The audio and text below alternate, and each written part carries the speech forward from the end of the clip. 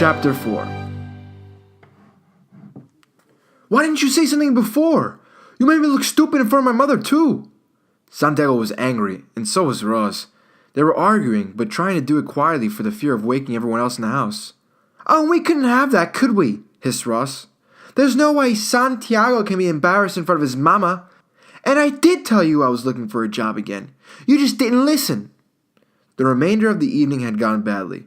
Rosa Maria went off to bed as early as possible, making the excuse that she had to be up early for a flight back to Madrid the following day.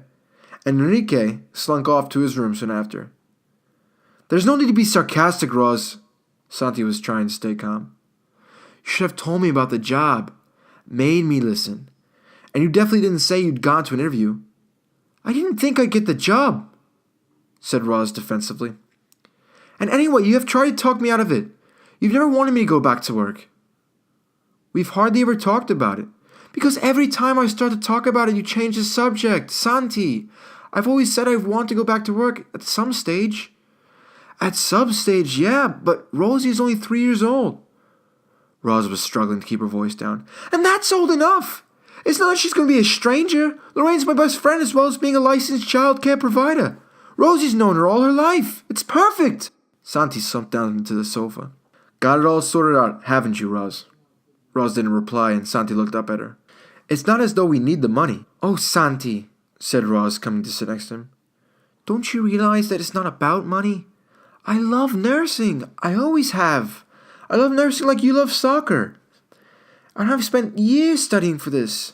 It's a promotion, and it's important to me. For a few moments, neither of them spoke.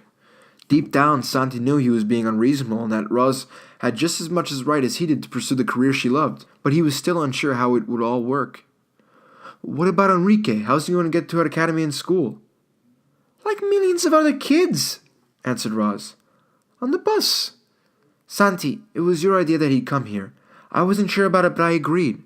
But there's no way I'm going to be his chauffeur. He has to get on and do things for himself. But this is all new to him. It's a lot to cope with.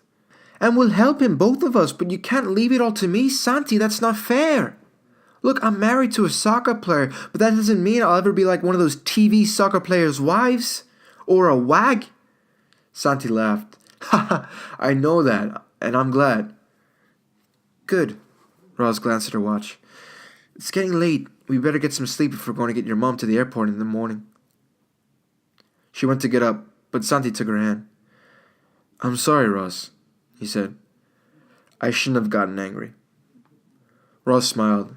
And I'm sorry too. I should have told you about the interview. She leaned over and kissed Santi. Come on, let's go, she said as she got up and walked over to the door. Otherwise your mama will tell me off for keeping you up too late. Yeah, ha, said Santi. Roz? Roz looked back. Yes? Congratulations. I'm proud of you. End of chapter 4.